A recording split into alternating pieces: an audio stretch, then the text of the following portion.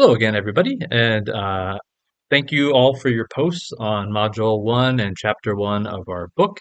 I've gone through and given some feedback on the individual posts and threads, but I did think I might just take a couple of minutes to highlight a few things that stood out across both of the groups that I think would be worth reflecting on as we continue to move through the book and through our survey of Catholic morality and ethics. So one thing that was pointed out by a number of different people in the course of the discussion was the importance of understanding happiness, right? And so obviously, one of the main themes of the first chapter in the book, since the book is called Happiness and the Christian Moral Life, um, right, is understanding what we mean by happiness. And obviously, happiness in the sense it's used in Catholic moral theology is not like happiness like, oh, wow, I just found a chocolate chip cookie. Now I'm happy. Right? That's the fleeting sort of emotional experience that we call happiness. Happiness in Catholic moral tradition, coming out of the Greco Roman philosophical tradition, is originally captured by this Greek term eudaimonia.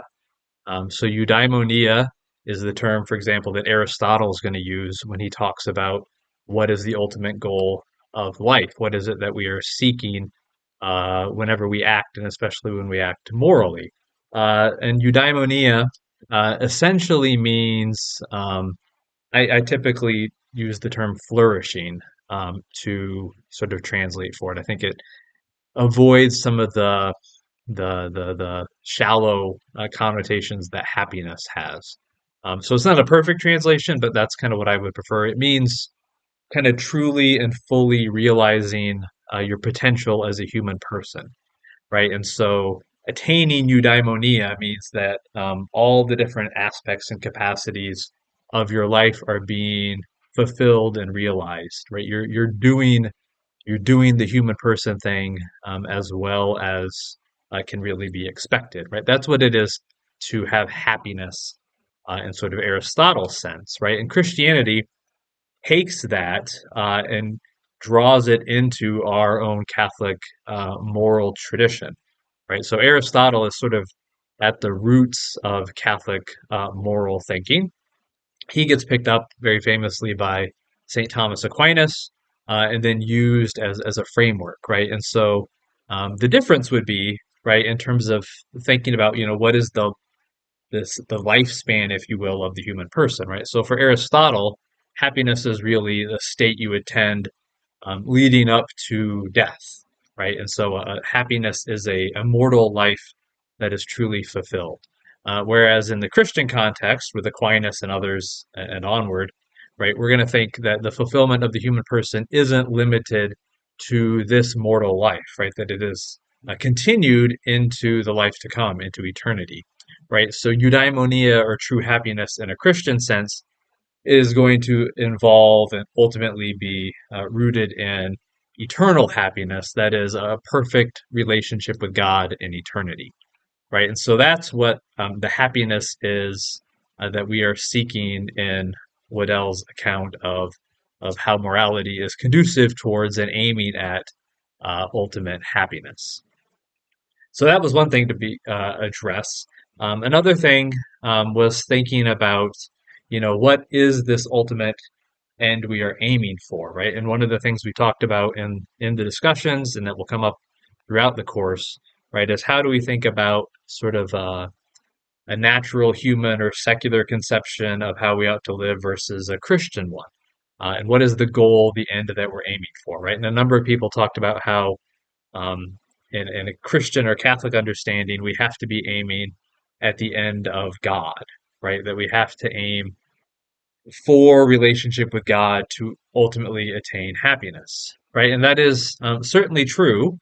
So the question, though, is in what ways can somebody um, seek God without maybe an explicit faith, right? And this is something that we've discussed, I believe, in other courses, right? In terms of thinking about how salvation works and how, since Vatican II, very explicitly, and even before that, in different strands of Catholic thinking, There's been a recognition of the possibility that people without an explicit Catholic faith can, in fact, attain that ultimate happiness, can, in fact, attain union with God, right? And so, um, what Aristotle and what even Aquinas and what Catholic tradition would say is that whenever any person is acting, they are in some way seeking happiness, and in some way seeking ultimate happiness, even if they aren't entirely clear on what that consists in, right? And I think it's important to recognize that everyone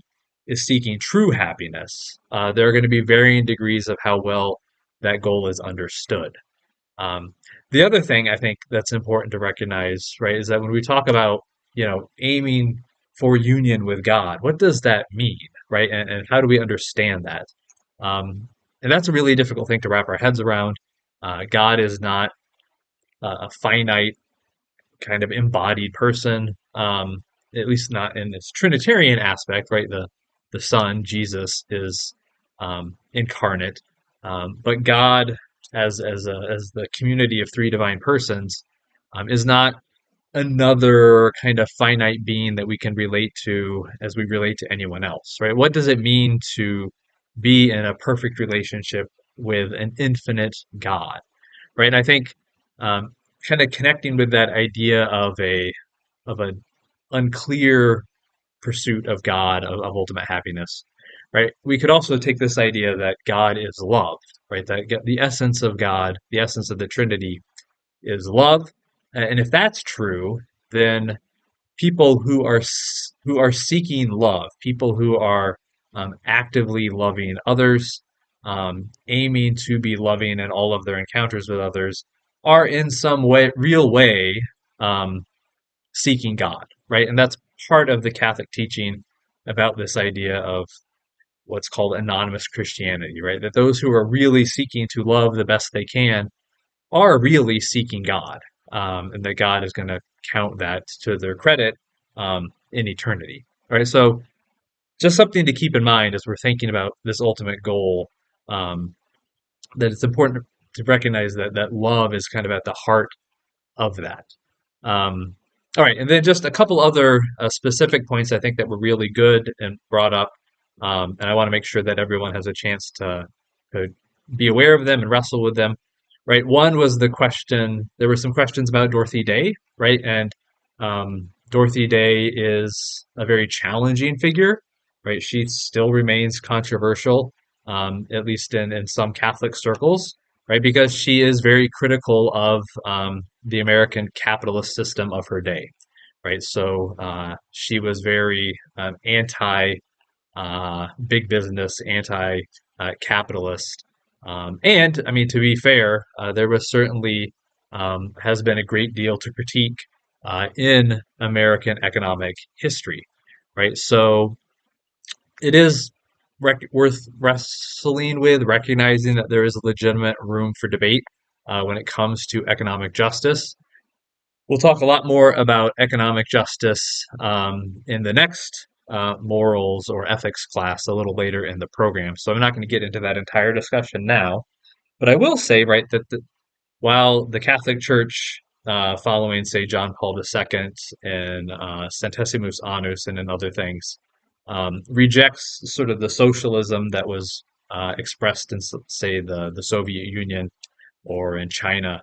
Um, it doesn't necessarily say that we reject all types of social welfare or that we reject all limits on capitalism, right? And in fact, John Paul II and other important thinkers in Catholic tradition would say that capitalism ought to be limited in ways so that it actually promotes the common good instead of directing all of the profits towards a small subset of people.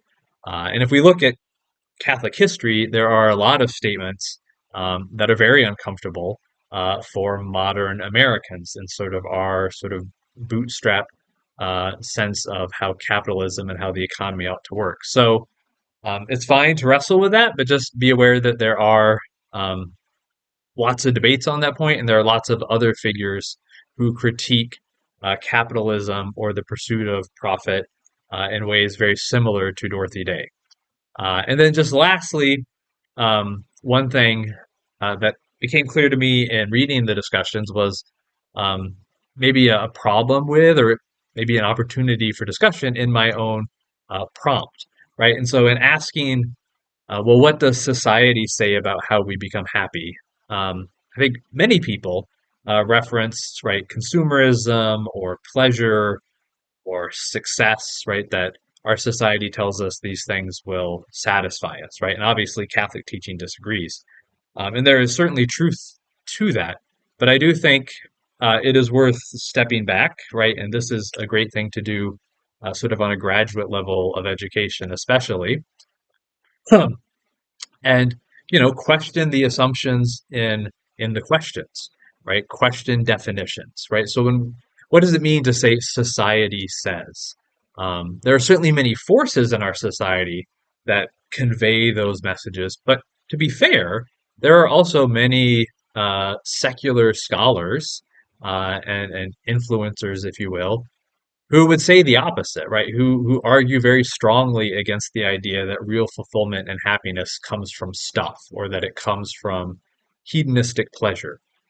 There are lots of secular people making the argument that you will find much greater and long-term and meaningful fulfillment and happiness from a life of service, right? Or from committed, loving relationships with those around you, right? So I think it's important to be clear on what we mean when we talk about society. So we don't set it up in a situation so that we have sort of the Catholic view and then everyone else who's wrong. There are, in fact, many people outside of Catholicism who would share many of the same points about what truly makes a person happy.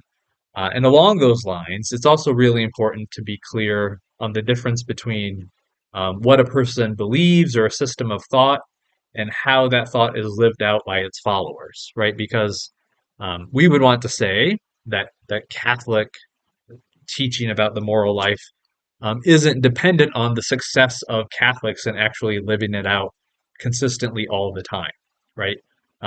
Clearly, many Catholics fail many times to live out the truths of Catholic morality, right? And to be fair, just seeing the fact that there are many people in other traditions, other philosophies, who don't live out their beliefs well, doesn't mean that those beliefs are automatically and obviously false, right? That we have to differentiate between the actions and the actual theories or ideas that are perhaps motivating them or perhaps not.